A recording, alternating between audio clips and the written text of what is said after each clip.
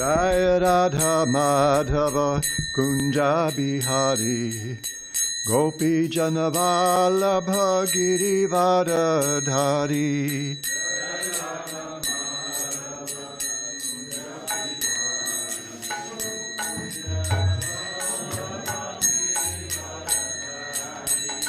Jaya Radha Madhava Kunja Bihari Gopi Janavalabha Girivardhari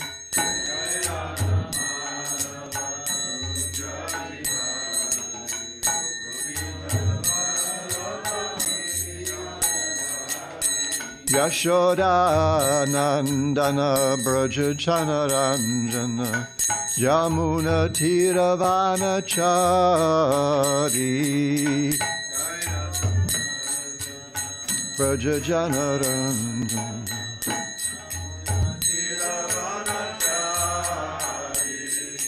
Yashoda Nandana Braja Chanaranjana Jamuna Tiravana Chari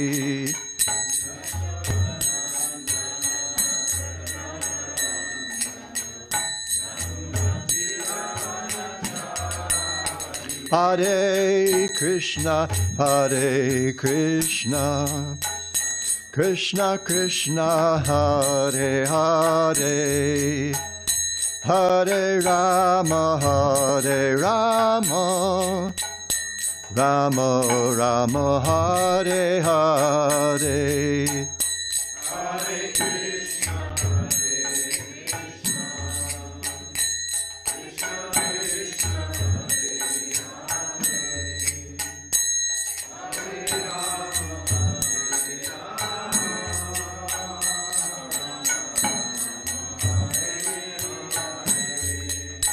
Hare Krishna, Hare Krishna, Krishna Krishna, Hare Hare, Hare Rama, Hare Rama, Rama Rama, Hare Hare.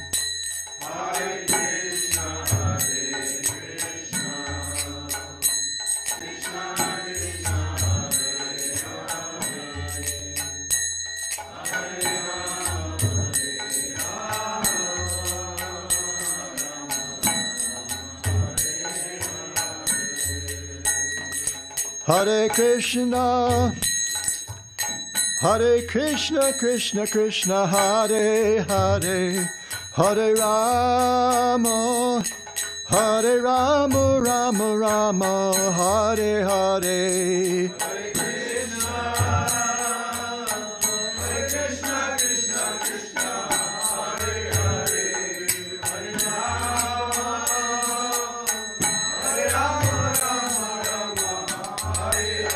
Hare Krishna, Hare Krishna, Krishna Krishna, Hare Hare, Hare Rama, Hare Rama, Rama Rama, Hare Hare.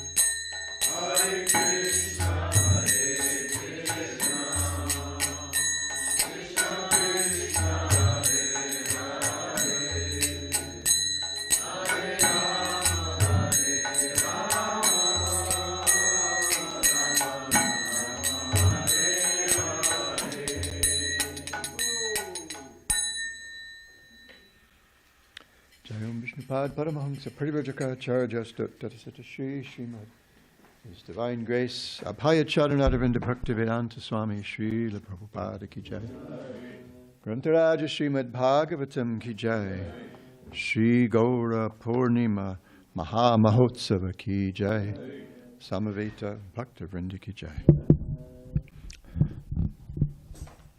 Om Namo Bhagavate Vasudevaya. Om Namo Bhagavate Vasudevaya. Om Namo Bhagavate Vasudevaya.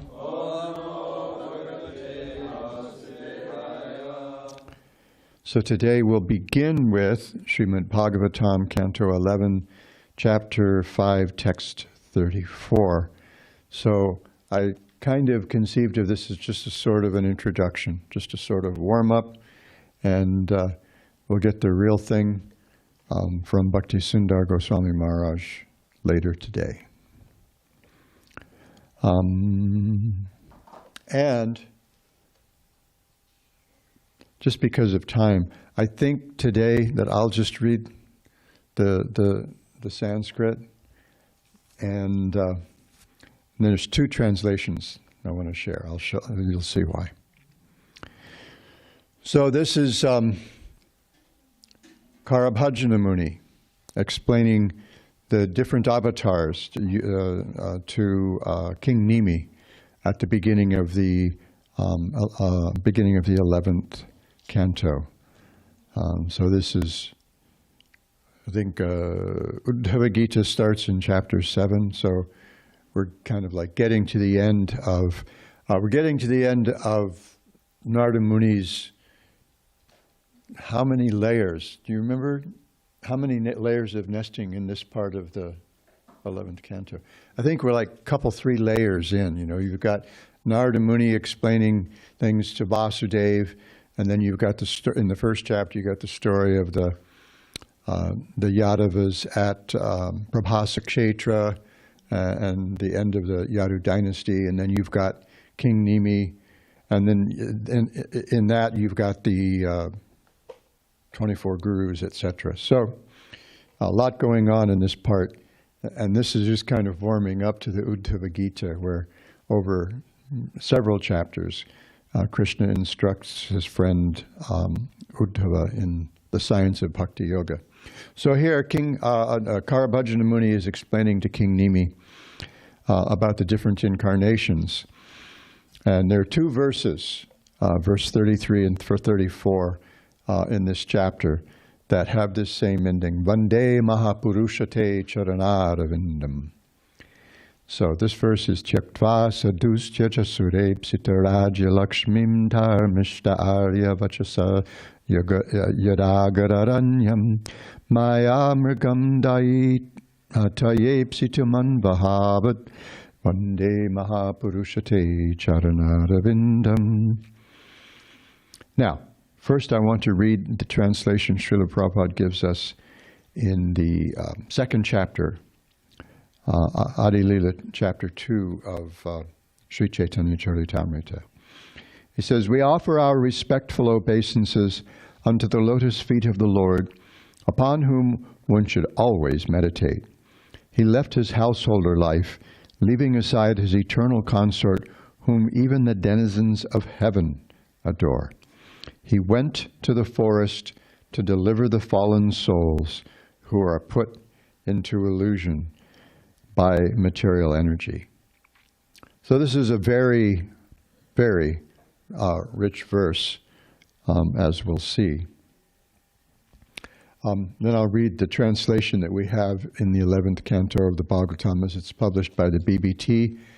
I want to read Vishwanath Chakravarti Thakur's commentary, and then some excerpts from the BBT commentary, and we'll go a couple of other verses.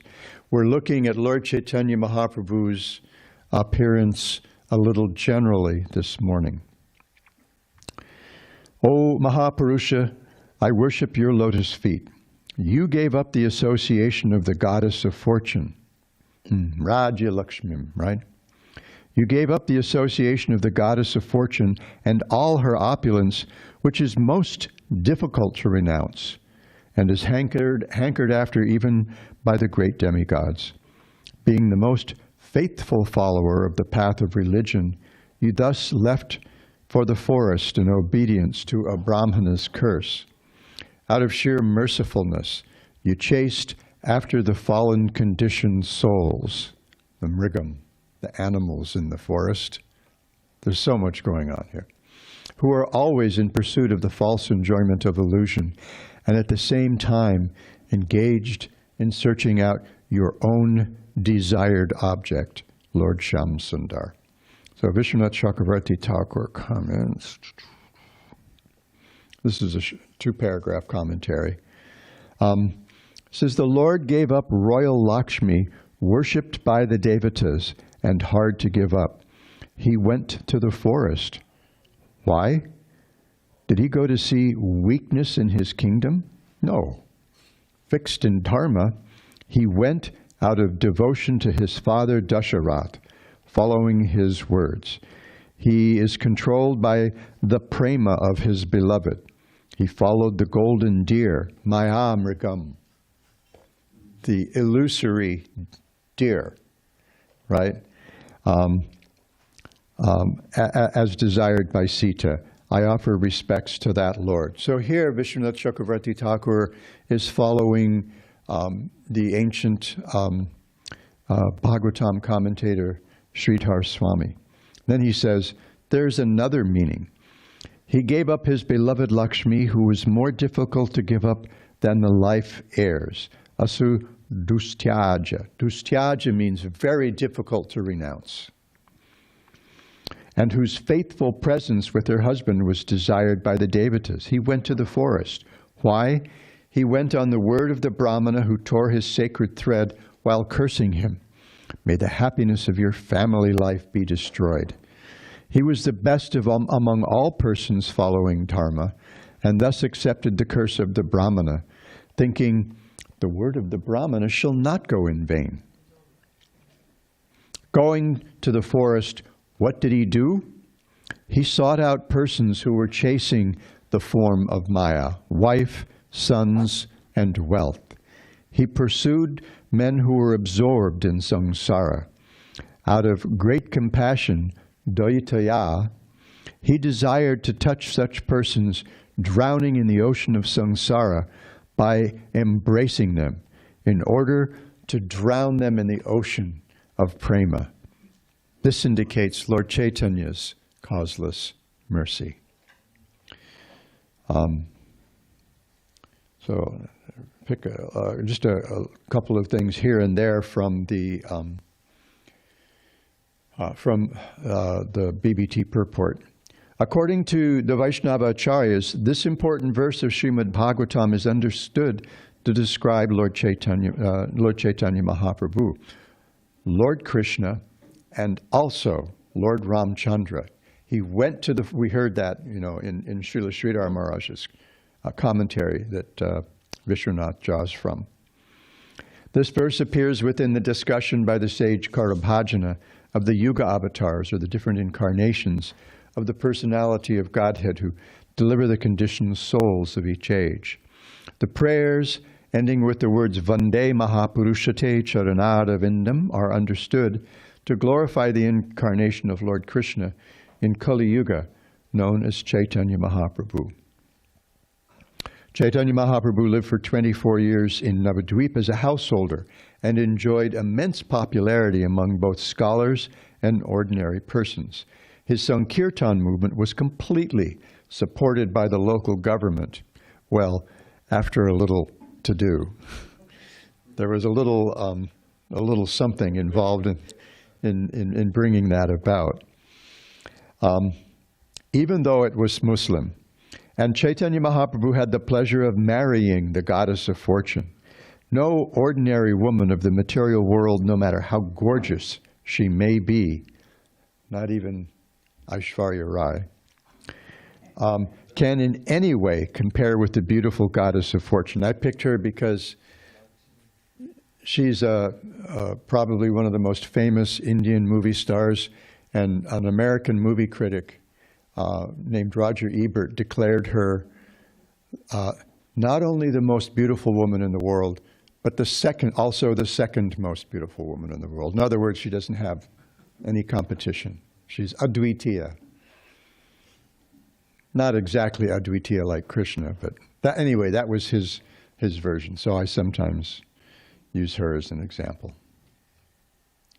Everyone in the universe, including Lord Brahma, is searching after the goddess of fortune. Therefore, it is stated here, Surepsita. Anxiously desired by the Suras. So, as we see here, there's one more. Well, this is really, I like this part. I have this highlighted. See? I really dig this part. In this context, the words Mayamrigam indicate the special exalted relationship between Radharani and Sri Krishna. Maya also indicates the internal potency of Krishna, Yoga Maya. The original form of Krishna's internal potency is Srimati Radharani. Due to the inconceivable love of Srimati Radharani, Lord Krishna becomes easily controlled by her. This is one of the 6 characteristics that Srila Rupa Goswami explains in the first chapter of the Bhakti Rasamrita Sindhu. There are 6 characteristics, 6 ways that pure devotional service, Uttama Bhakti, or can be characterized. And 2 become prominent at the stage of sadhana bhakti, 2 more prominent at the stage of bhava bhakti, and 2 at the stage of prema bhakti. And one of those is Sri Krishna Karshini. Krishna is all attractive. He's the source, the fountainhead of all attractive qualities. So what or who could possibly be more attractive than the source of all things attractive?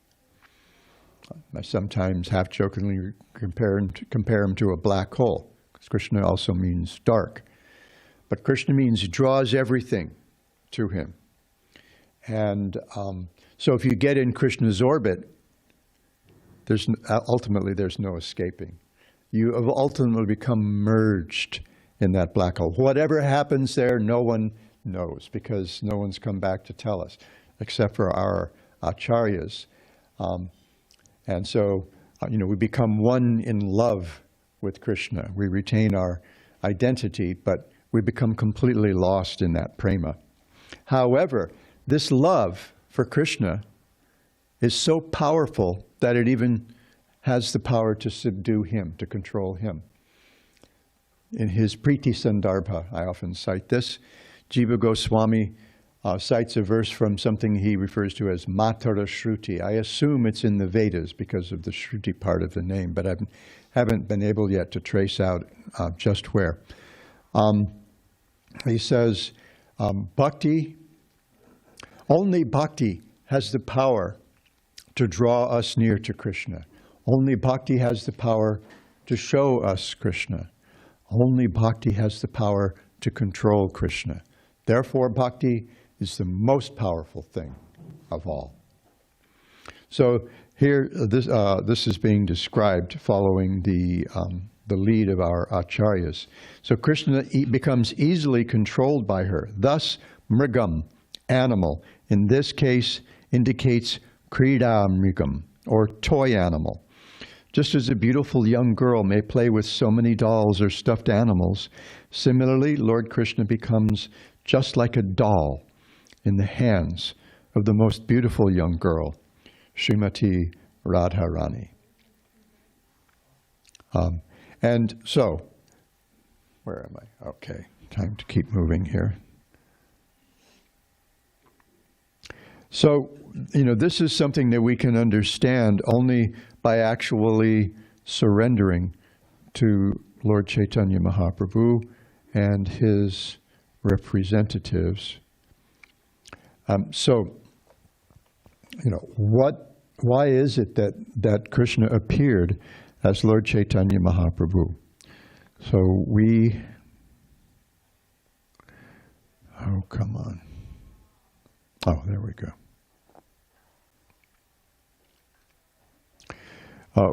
We have 2 main reasons that are presented in Chaitanya Charitamrita. Lord Krishna's external reason and his internal reason. I'm supposed to have,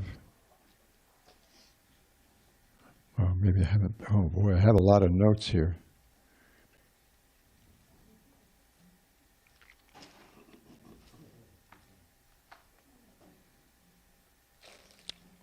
Okay, well, maybe I'll have to just do this the hard way. And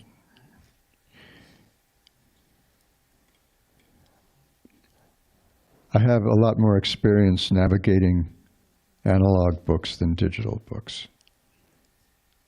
I mean, I've been reading books for 70 some odd years. So it's a little, oh, come on. So I thought I had this all set up.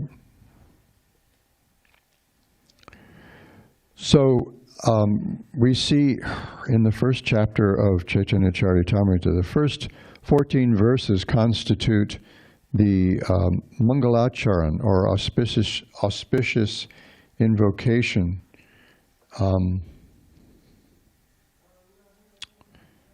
Okay, I'm not having fun. Yeah, I mean, we don't. Well, I was thinking of a Chaitanya Charitamrita, Volume 1. Here we go, I've got it now.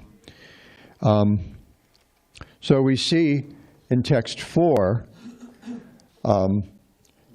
the external reason presented. There are several verses explaining these things, but I just want to use these two these two verses as exemplars.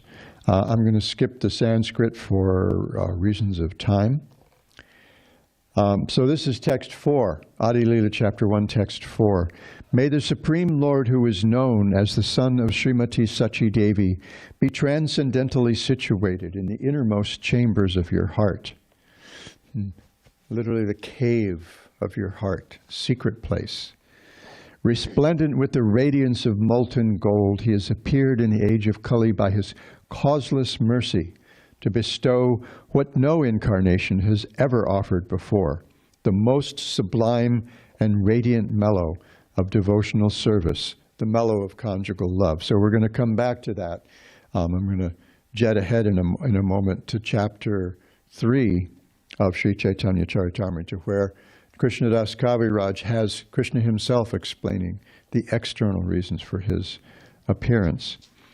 And text 6, I have a story about text 6, back in probably might have been 1970, more likely, well, it was either 1970 or 1971. Our temple president in Honolulu, Gaurasundar Prabhu, was working with Srila Prabhupada under his direction on helping him with the translation of Sri Chaitanya Charitamrita. And so he had the manuscript on his desk of the work that they had been doing. And one day, he and I had been talking, and then he left the room for a little bit. And he indicated that if I wanted to, I could take a look at the stack of papers on his desk. So I was leafing through it, and I came across this translation. This is text 6.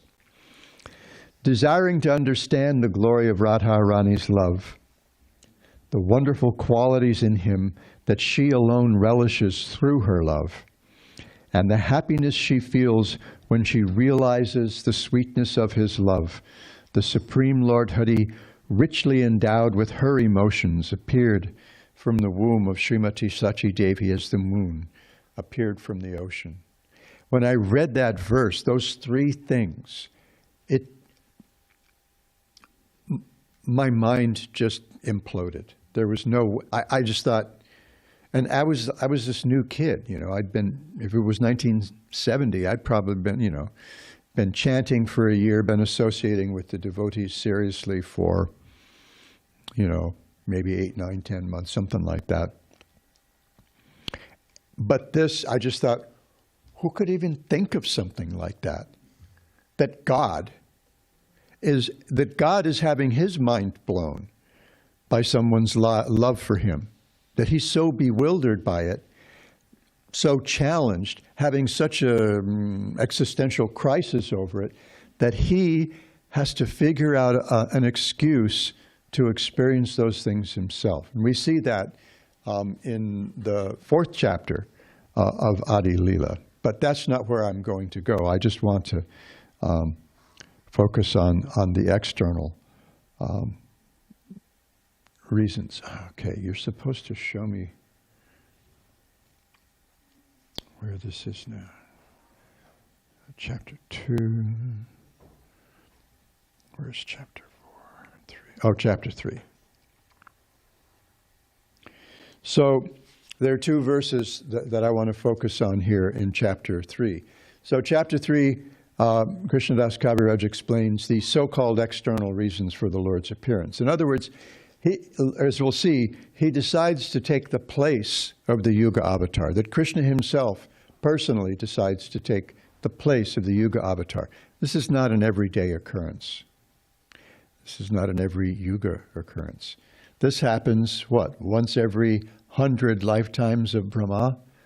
This is a very rare occurrence, as we see that in another of those introductory verses in Chaitanya Charitamrita. This is, well, we saw it in the verse that we saw. This is something that's very rarely given. Pardon? Well, now I'm 3-4, but that's also 1-4. So it's the same translation. May the Supreme Lord, who is known as the son of Srimati Sachi Devi, be transcendently situated in the innermost core of your heart, resplendent with the radiance of molten gold. He has descended in the age of Kali by his causeless mercy to bestow what no incarnation has ever offered before, the most elevated mellow of devotional service, the mellow of conjugal love. This is a verse Srila Prabhupada explains from Vidagdha, Srila Rupa Goswami's Vidagdha Madhava. And so a little later in the chapter, Krishnadas Kaviraj has Lord Krishna making his decision to personally appear in the place of the Yuga avatar. And he's got these two reasons. The internal reason we're not going to deal with this morning. But the external reason, it's very important to all of us. So Krishna's reasoning, everywhere in the world people worship me according to scriptural injunctions. But simply by following such regulative principles, one cannot attain the loving sentiments of the devotees in Brajabhumi. Knowing my opulences, the whole world looks upon me with awe and veneration. But devotion made feeble by such reverence does not attract me. And then he goes on to talk about Vaikuntha Prema and the mystic opulences. And then he says in text 19, Yugadharma pravartanimu nama sankirtana chari bhava bhakti dhiya nachamu bhuvana. He says, I shall personally inaugurate the religion of the age, Nam Sankirtan, the congregational chanting of the holy name. I shall make the world dance in ecstasy, realizing the four mellows of loving devotional service. I shall accept the role of a devotee, and I shall teach devotional service by practicing it myself. So the Lord, the internal reason is that he realizes that loving him is even better, even more enjoyable than being the center of everything.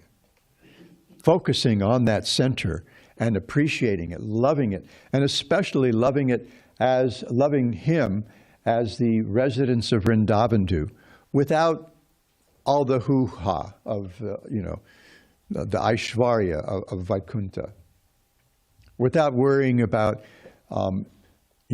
any kind of material progress.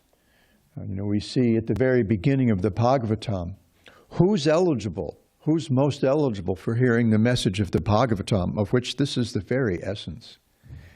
And it's those who've completely rejected, praujhita. Just as Krishna tells us at the end of the Bhagavad Gita, after he tells Arjuna, listen, it all boils down to just love me. And how do you do that? Forget everything else. Forget all conventional senses of Dharma and just take shelter in me. without any reservation. Don't worry about any consequences because I personally have your back. Ma shuchaha. Don't worry. And so the Bhagavatam picks up with the next step. For those people who have already completely, so in the Gita he says, parityaja, not just rejecting, not just renouncing, but parityaja, completely rejecting all these conventional senses of Dharma. And in the Bhagavatam begins in its Vastu-nirdesha shloka, which is like the thesis statement. This is the old writing teacher speaking here. Like the thesis statement, what's this book about? And, by the way, who's most likely to really appreciate it?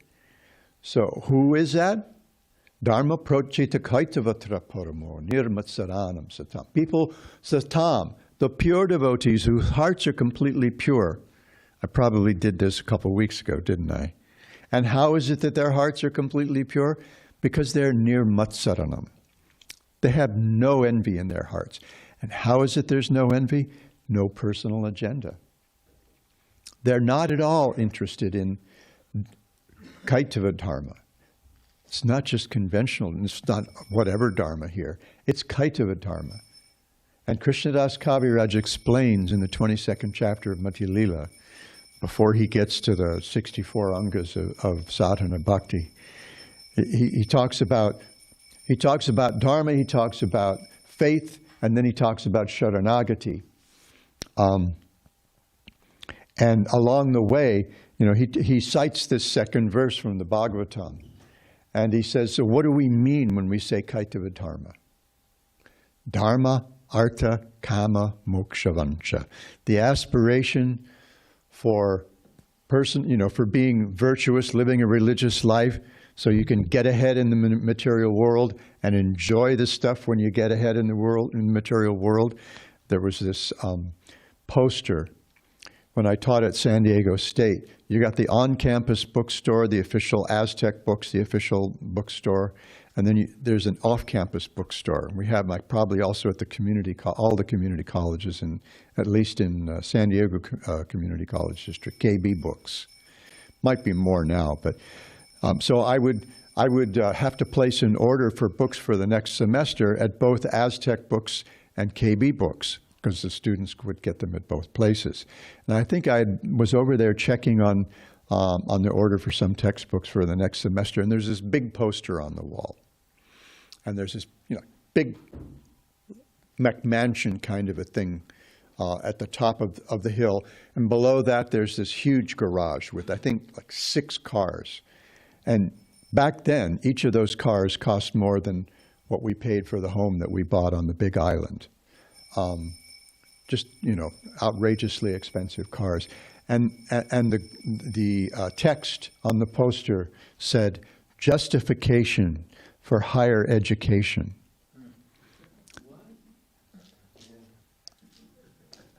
I'm a liberal arts major. I have a couple of English degrees. I taught English. Probably the most useful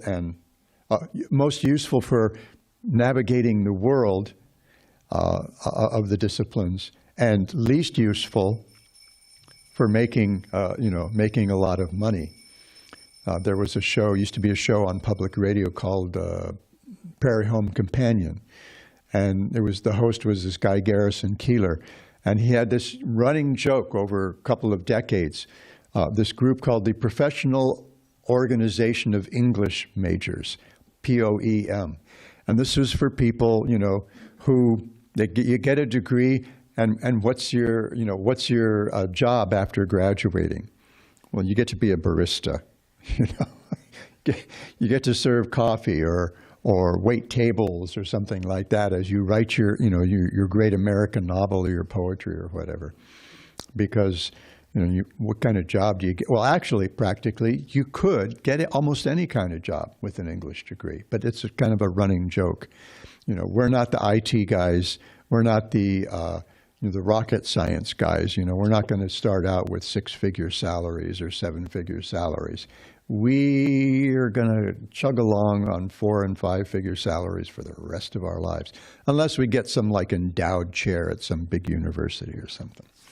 So justification for higher education, and I just about gagged looking at that thing, and I just thought, help, So it's stuck with me ever since.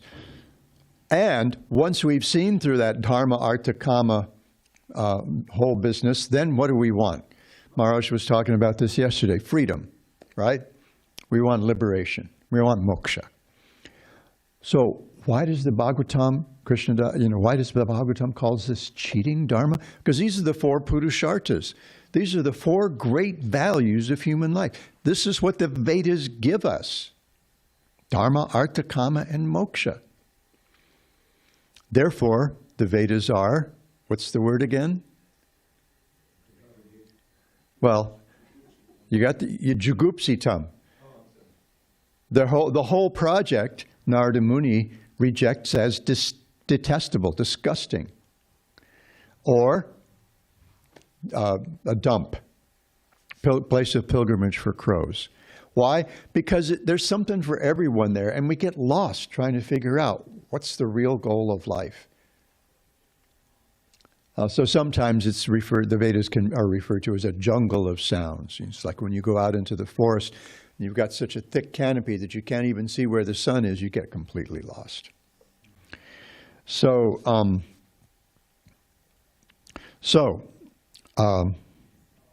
in text 19, the Lord says, I'll personally inaugurate the religion of the age, Nam Sankirtan, and make the world dance in ecstasy, realizing the 4 mellows of loving devotional service.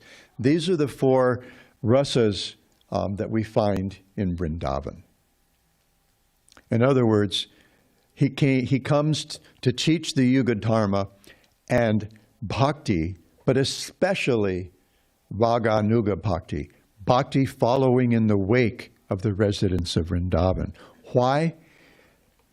Because those 4 rasas, as they're experienced by the residents of Vrindavan, have the power to keep Krishna under their control.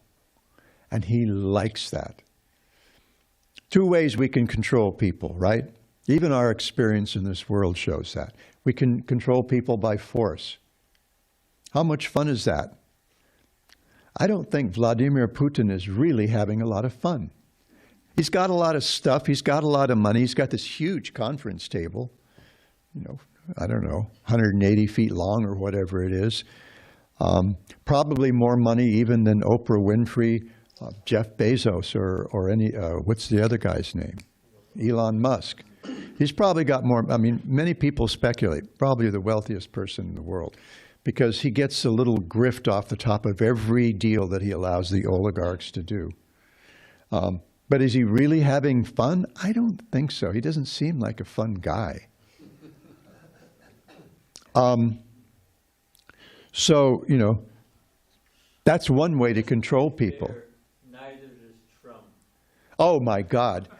Well, neither does he have all that kind. He wants to be Vladimir Putin, both as far as the money and the power go. But yeah, this is not a happy man. This is a very small, petty. Sorry. I know I'm going to hear about this. I'm not logging on Facebook for a month now.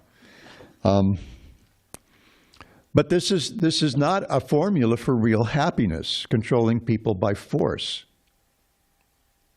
The other way to control people is by love. And that's irresistible even to Krishna. So therefore, Sri Krishna Karshani. Very prominent in Prema Bhakti, Jiva Goswami explains in Chaitanya, in Bhakti Rasamrita Sindhu. However, in his Bhakti Sandarbha, he uses 6.5 verses from the 2nd chapter of the Bhagavatam to explain that there is some power to attract Krishna even in beginning bhakti. I think more about that tomorrow. So this is why Krishna wants to teach that kind of love. This is his external reason. Not just to teach the Yuga Dharma, but also Braja Bhakti especially. Sadhana Bhakti for those who are eligible for that. But if somehow or other someone can come to the point where, as we see in Bhakti Rasamrita Sindhu, that their real motive for practicing bhakti, even if they don't have it yet, even if they don't have that taste yet, if their real motive is to understand and follow the taste with which one of the residents, eternal residents of Vrindavan serves Sri Krishna, then we've got something really, really interesting to talk about. So these 4 bhavas. He especially came to taste the love of Srimati Radharani, but he says himself he came to teach these 4 bhavas. And so these are the external reasons. And how does he do that? He does it by teaching Nam Sankirtan. And so we hear in the first verse of Shikshastakam, Lord Chaitanya, one of the verses of that Lord Chaitanya personally composed himself, 8 verses that are recorded. Rupa Goswami has these in Padyavali, scattered throughout Padyavali. Krishnadas Kaviraj Goswami has gleaned them, and he's put them in this particular order that we find them in the last chapter of Sri Chaitanya Charitamrita. So the first one, you can say it with me if you like. Cheto dharpanam arjanam bhava mahadavagni nirvapanam shayakairava chandrikavitaranam vidyavadhu jivanam anandam buddhivardhanam pratipadam purnamrita swaranam sarvatma snapanam parang bijayate Shri Krishna Sankirtanam. Here we've got the 7 benefits of engaging in Sri Krishna Sankirtan. The very first of which is really important to everyone, especially those of us lost in Kaliyuga, the animals. Of course, now we think of ourselves as the animals lost in the forest of Maya, chasing after all kinds of pleasures. And Lord Chaitanya Mahaprabhu has come to gather us up, try to herd us like a bunch of cats. And sometimes he would comment on how difficult it was to work with us sometimes. And so devotees would say, yeah, Lord Chaitanya and the animals in the forest of Jharikanda. And Prabhupada once, at least on one occasion, he said, well, anyway, I'm not having to deal with animals. At least I have some nice human beings. Although he sometimes compared us to Lord Ramchandra's Vanaras. And that is that by engaging in Nam Sankirtan, we can cleanse the dust from the mirror of our hearts. All the desires, all the samskars that we've accumulated over countless lifetimes. And begin to get a sense of who we really are. I mean, therefore it's called Bhakti Yoga, right? Because in the beginning of the Yoga Sutras, Patanjali says, Yogas Chitta Vritti Nirodha. Yoga means stilling all the agitations in the subtle body, in the heart, the mind, the intellect, and the ego. So why? So that the seer, tada drashta, okay, anyway, can live in its own, he refers to the self there as the seer, so that the seer, the self, the Atma, can live in its own situation as consciousness. And the fullest potential of the Atma, of the Jiva, is love for God. And the highest form of love for God is that which is taught by Lord Chaitanya Mahaprabhu and his followers. So Lord Chaitanya Mahaprabhu came, he actually, as I wrote in an article, I think I referenced this in one of my talks here sometime recently, or maybe it was a Sunday talk a few weeks ago. He actually came and revolutionized Vaishnavism and added things to Vaishnavism that weren't there before. We hear Madhavendra Puri actually he introduced this flavor of love into bhakti. Ishvar Puri taught it, those are air quotes for those in audio land, to Lord Chaitanya Mahaprabhu. And Lord Chaitanya Mahaprabhu and his associates, as we see in the 7th chapter of Adi Lila, broke open the storehouse of love of God, and distributed the contents freely. Just drowning, just as we see here, drowning everybody in an ocean of prema. And when Advaita Acharya, who demanded, that implored and demanded, that Lord Chaitanya would he accused him. He says, not Advaita Acharya, he called me here. He demanded that I come.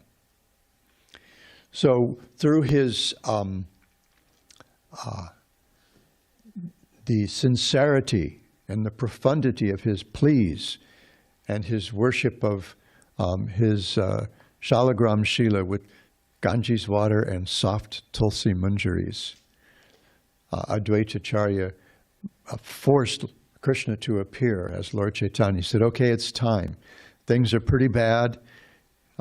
Just as Howard Beale said in that old movie Network, everybody knows they're bad. Things are really bad. So now it's time for you to come. And he was reasoning. Krishna said himself, claims that he's purchased by anyone who worships him with love, with something as simple as Ganges water and soft Tulsi Manjaris. So he did that, and Lord Chaitanya came, and he came to give us this gift. First of all, being able to see who we are, and if we go through the progression of those 7 benefits of engaging in Nam Sankirtan, as they're revealed throughout the subsequent 7 verses of the Shikshastakam, bringing us ultimately to being able to appreciate even Srimati Radharani's love for Krishna. Ashlishyavapadaratam pinashtumam adarshana marmatahatam karoto. This is Lord Chaitanya, as we see this, the main part of the Antya-lila is after, Advaita Acharya has released Lord Chaitanya from that duty. And he says, okay, the marketplace is pow, as we say in Hawaii. It's finished. Everybody's already drowning in the ocean of love. It's cool. You can withdraw and do your own thing now. So then he was able in the last part of Chaitanya Charitamrita to immerse himself in Radha Bhava. And we see that expressed as the Shikshastaka is revealed throughout the 20th chapter of Antya-lila, and especially in that verse. This is Mahaprabhu speaking in Radharani's voice. Whatever. He's a rascal. He a little abusive to women, but he's my rascal. And I'm the one who's being abused. And I can't get enough of it. So, that's the pinnacle of love. It's completely inconceivable to the conditioned souls. But Mahaprabhu came to give us that whole range, that whole gamut of bhakti from the very beginning. A bhakti that actually controls Krishna. And so that's the gift of Lord Chaitanya Mahaprabhu. I'm going to stop and see if there is any further discussion from the Vaishnavas. Guru Krishna Prabhu. No, Guru Krishna. Is there a mic here? It's a joke. Maharaj, you were talking about, you were reading something, recording from somewhere that Krishna's going to come and he's going to show us how to worship himself by, worshiping himself. So where was that exactly? I missed that part. It's Adi Lila, chapter 3, text 19. Well, around text 19. Early in chapter 3 of Adi Lila. The external reasons for... I'm adjusting the settings on my hearing aid so I can hear the questions better. Have it set for kirtan. Adi Lila chapter 3. Early in Adi Lila chapter 3. You see that in the first 20-odd verses. Krishnadas Kaviraj has Krishna reflecting. This is what I'm going to do.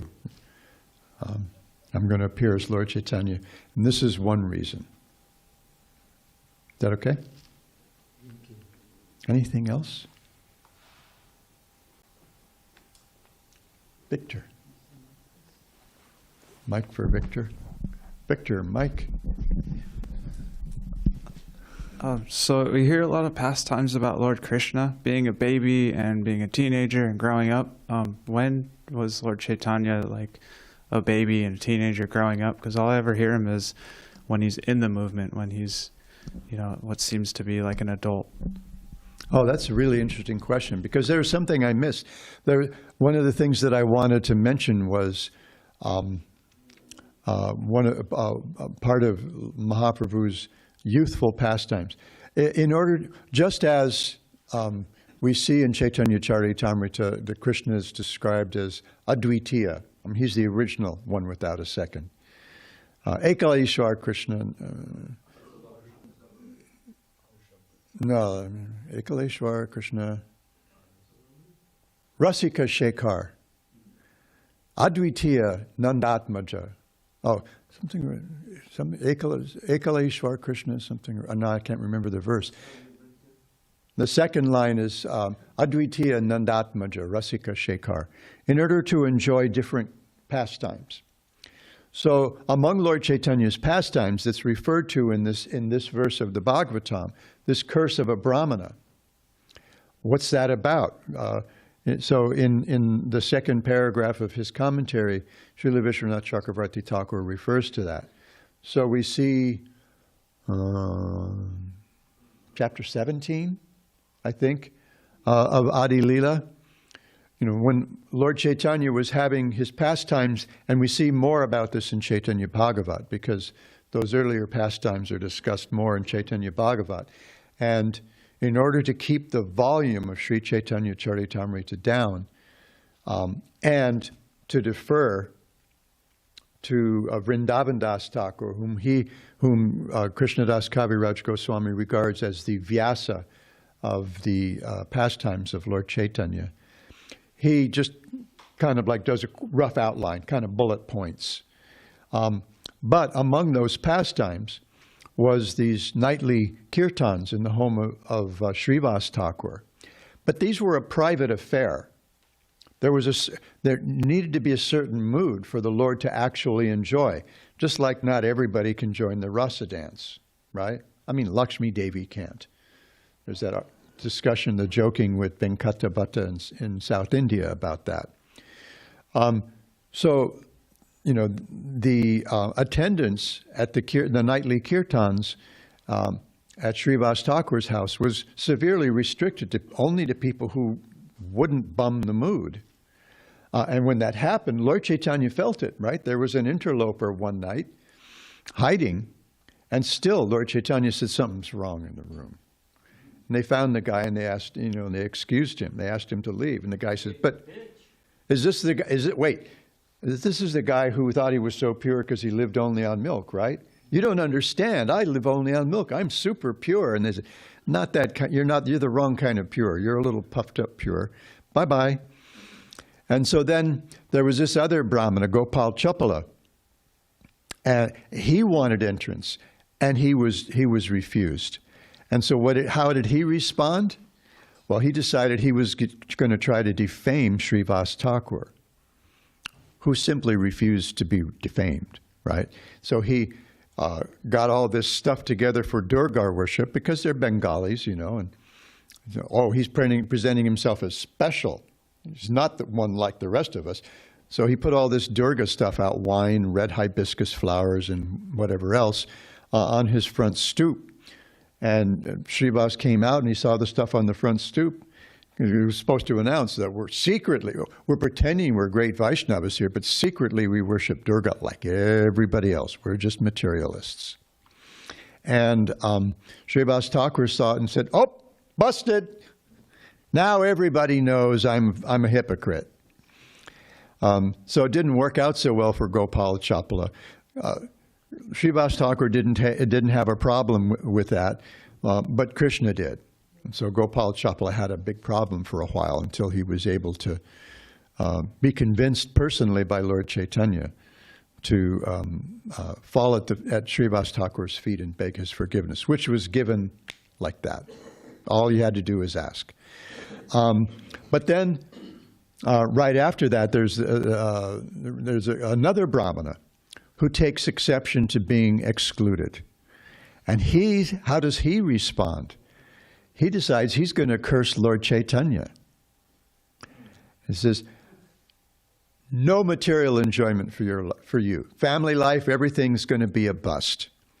So that's the curse. There was another curse later when Lord Chaitanya and Lord Nityananda were at the house of this, in the home of a sannyasi, someone who's passing himself as off as a sannyasi, and they were being taken very nice care of by this sannyasi's wife, and he offered them some ananda, which is code for wine. And Lord Chaitanya said, "Oh, what the heck, you know?" And so this so-called sannyasi was so upset by Lord Chaitanya that he also cursed him. Oh, no enjoyment for you, right? No soup for you. And Lord Chaitanya said, "Jai," you know. He was like, "Okay, cool. That's what a blessing, you know. I don't have to spend my life wallowing, you know, in the quagmire of trying to enjoy material life." So this is the Brahmana's curse that's being referred to, this Brahmana who tried to take his ire out on Lord Chaitanya because he wasn't allowed to enter into the Sankirtan. Eventually, out of his causeless mercy, as we saw earlier, Lord Chaitanya took that kirtan out into the streets. And after a little gentle negotiation,